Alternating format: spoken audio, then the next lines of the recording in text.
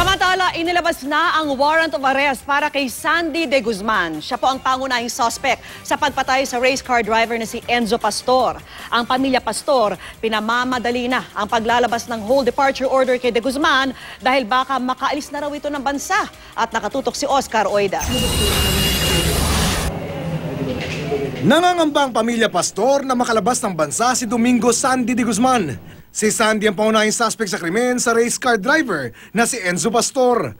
Kahapon kasi, inilabas ng QCRTC Branch 85 ang warrant of arrest laban kay Sandy. Kaya inaapuran na ng kampo ng mga pastor ang pagkuha ng whole departure order laban dito. Nagtataka kami na all throughout this proceedings, nagpa-participate yan eh. May abogado si Mr. De Guzman, no? Si Sandy. Kahapon, nung lumabas yung, wala na sila bigla, absent sila lahat. No? Natatakot kami na baka makalabas na rin ng bansa. May mga nakukuha ng araw silang impormasyon na nasa labas na ng bansa si Dalia, ang asawa ni Enzo na may warrant of arrest na noon pang Marso. Pero kahapon lang din lumabas ang whole departure order laban dito. Kung gusto talaga nila na harangin ang isang tao para makaalis, ba't mo hihintayin pa yun? Di ba? Ito may warrant ha, may HDO.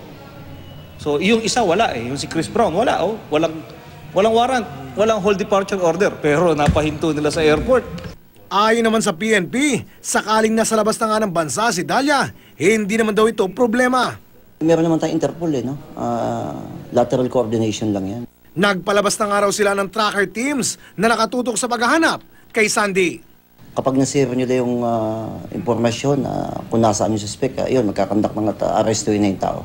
Panawagan naman ni Mr. Pastor kina Dalia at Sandy. If you continue hiding, you know, that's the end of your relationship and your future. Oscar Oida, nakatutok, 24 oras.